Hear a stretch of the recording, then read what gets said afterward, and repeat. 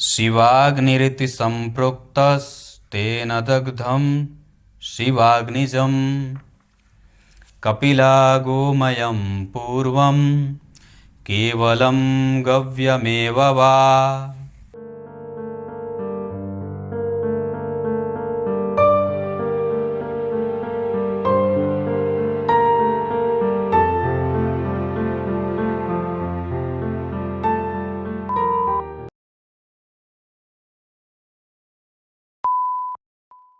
प्रिय दर्शकों नमस्कार, एक बार फिर से उपस्थित हूं आप सबके सामने। आज शुक्रवार के कार्यक्रम में बहुत ही महत्वपूर्ण विषय लेकर के उपस्थित हूं। कहीं नहीं जाना है, बिल्कुल बन के रहिएगा। कार्यक्रम के आरंभ में जो मैंने श्लोक पढ़ा है उसका अर्थ यहीं बता देता हूं। भस्म कैसे तैयार किया जाए, क्योंकि भस्म हमें शुद्ध करते हैं। तो कपिला गाय के गोबर का जो गोश्त होता है,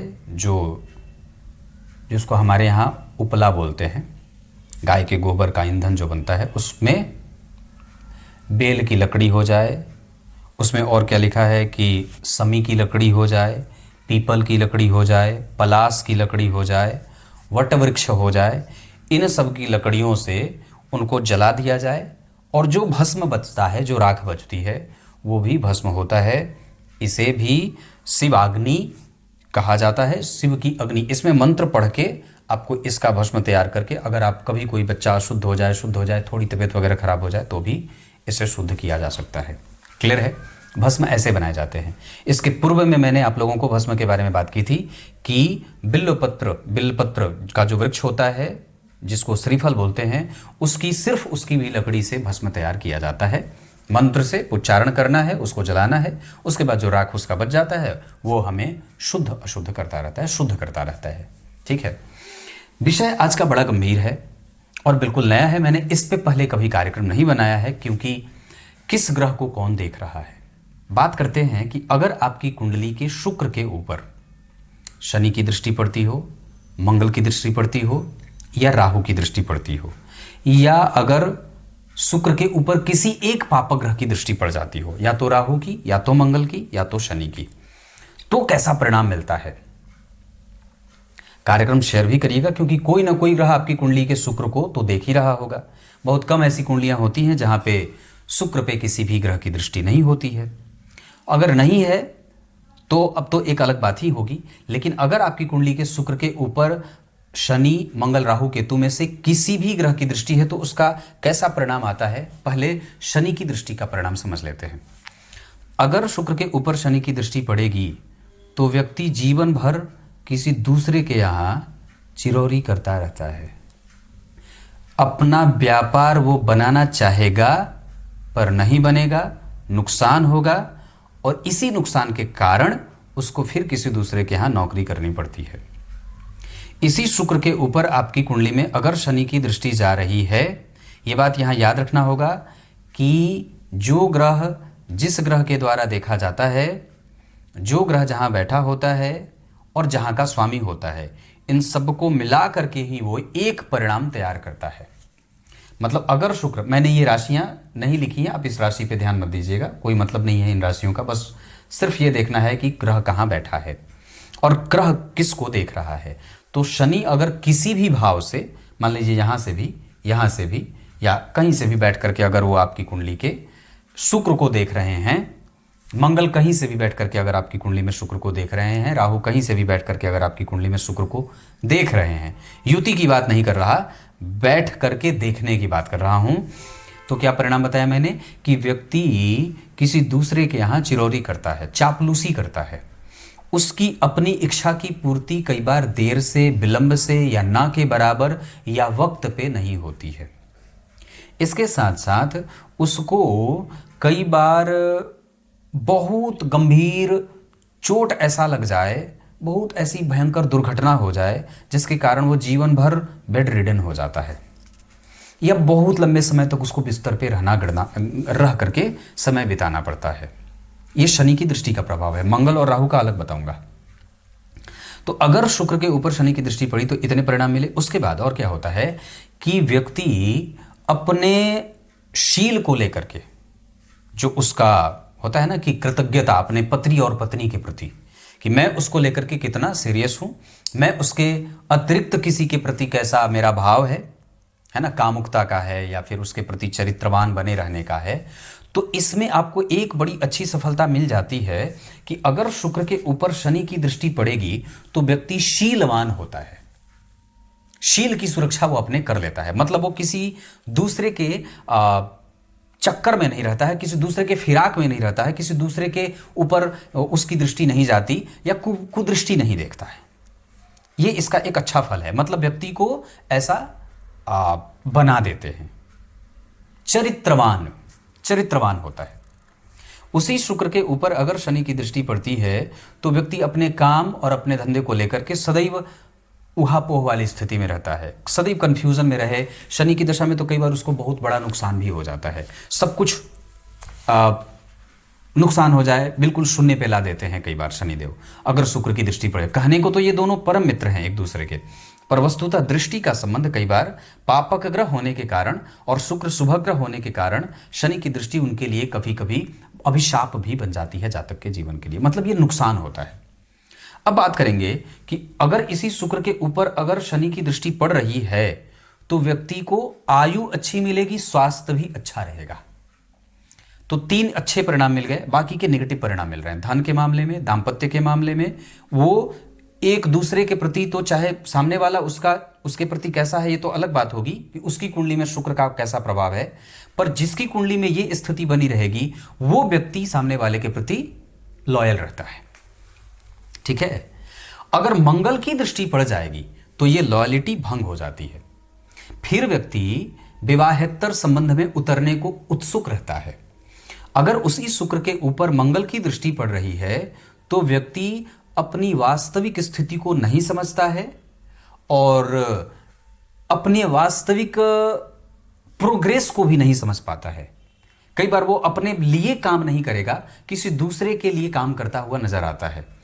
उसके ही होने से उसके बॉस को फायदा हो रहा है, पर वही काम वो नहीं करेगा अपने लिए। बहुत ध्यान से समझिएगा, ऐसे कितने लोग हैं जिनसे पूरी कंपनी चलती है, जिनके ऊपर पूरा दारोमदार होता है, पर वो ऐसे ही लोग होते हैं जिनकी कुंडली में शुक्र के ऊपर मंगल की दृष्टि होती है। इनको बहुत अच्छा ज्ञान है, बहुत नॉलेज है, टेक्निकली बहुत स्ट्रांग है, तर्क है, ज्ञान है, बुद्धि है, अनुभव है, नॉलेज भी अच्छी है, पर वो ना कम पैसों पे किसी के यहां नौकरी करते देख लिए जाते हैं। एक दिन अगर वो चले जाएं तो पूरी कंपनी तिल मिला जाए, पर अगर उनको कह दिया जाए कि अरे भाई इससे तुम ज्यादा अपने काम से धन कमा सकते हो, तो उनके अंदर ये हिम्मत नहीं होगी कि अपना स्वतंत्र काम करें। नहीं, मैं ठीक हूं, यहीं पे चल रहा है। मतलब ये ऐसा कह सकते हैं कि उनके अंदर थोड़े से आत्मविश्वास या स्वयं के रोजगार को लेकर के उनके अंदर कोई ऑप्टिमिस्टिक प्रवृत्ति नहीं होती है, उसको लेकर के सकारात्मक भाव में नहीं जाते। तो ऐसे लोग, दूसरा, इसी शुक्र के ऊपर अगर मंगल की दृष्टि पड़ जाए तो बड़ा खतरनाक ये हो जाता है कि फिर पति और पत्नी एक दूसरे के लिए बड़े भयंकर दुश्मन हो जाते हैं।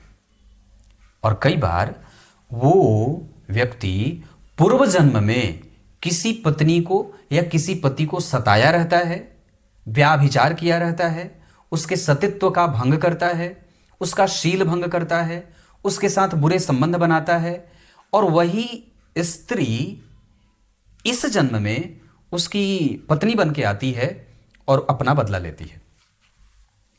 ऐसा कब होता है? जब इसी शुक्र के ऊपर एकमात्र ग्रह मंगल की दृष्टि पड़ जाए। और बड़ी खराब तब हो जाए जब शनि भी देख लें, मंगल भी देख लें और राहु भी देख लें। अगर आपकी कुंडली में उसी शुक्र के ऊपर मंगल की दृष्टि पड़ जाए तो व्यक्ति अपना व्यापार नहीं कर पाता है। यहां पे व्यक्ति स्वतंत्र व्यापार करने की इच्छा रखता है और करता भी है, यहां पे कर लेगा। शनि की दृष्टि पड़ेगी तो वो करना चाहता है, वो नहीं चाहता है किसी की गुलामी से है। पर मंगल में कई बार ना उसके पास उतना साहस नहीं होता है, जबकि मंगल एनर्जेटिक प्लैनेट है, पर ये दोनों एक दूसरे के बहुत अच्छे संबंध में नहीं होते हैं। इस वजह से इन दोनों की प्रकृति मैच नहीं करती है, तो व्यक्ति कई बार जिंदा दिली से उसी के पास रह जाता है, अपना स्वतंत्र नहीं उठा पाता है। मतलब ये एक ऐसा भाव होता है। उसके बाद अगर उसी शुक्र के ऊपर राहु की दृष्टि पड़ जाएगी तो व्यक्ति आमदनी से ज्यादा व्यय उसका होता रहता है। उसी शुक्र के ऊपर अगर राहु की दृष्टि पड़ेगी तो व्यक्ति अपने से बड़ी उम्र की महिला से प्रेम कर बैठता है। उसी शुक्र के ऊपर अगर राहु की दृष्टि पड़ जाएगी तो व्यक्ति निरंतर व्ययातिरेक, व्ययाधिक्य और लायबिलिटीज से दबा रहता है। बहुत ध्यान से समझिए।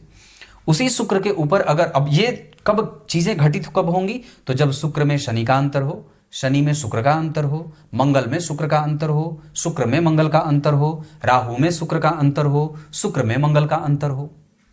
उसी शुक्र के ऊपर अगर राहु की दृष्टि पड़ेगी तो व्यक्ति सबसे पहले अपनी आवश्यकता की वस्तुओं की पूर्ति करता है, उसके बाद किसी दूसरे को देता है। युति की बात अलग होगी, अगर एक साथ शुक्र राहु बैठेंगे तो वो अलग एक संबंध बनेगा, लेकिन यहां राहु की दृष्टि के कारण व्यक्ति थोड़े से स्वार्थी विचारों वाला होने लगता है। और उसके शुक्र के ऊपर अगर राहु की दृष्टि पड़ेगी तो व्यक्ति सदैव किसी दूसरे महिला के संपर्क में रहने वाला, अपने चरित्र और शील का नुकसान करने वाला, भ्रमित मानसिकता के साथ व्ययातिरेक से जूझता हुआ, अतिरिक्त व्यय करता हुआ, महंगी चीजों पे अपना धन व्यय करता हुआ, समाज के ध्यान को अपनी तरफ महंगी वस्तुओं का इस्तेमाल करना और ऐसा दिखाना, ऐसा करता हुआ अपने धन की हानि करता है। सबसे खराब परिणाम शुक्र के ऊपर शनि का मिलता है। मंगल वाले में तो फिर भी उसके पास आर्थिक पैसा, रुपया, इतना तो धन वगैरह आ जाता है, लेकिन शनि वाले में यहां व्यक्ति को जेल जाना पड़ता है, बहुत हानि उठानी पड़ती है, व्यापार में नुकसान होता है और आर्थिक कष्ट भी उठाना पड़ता है।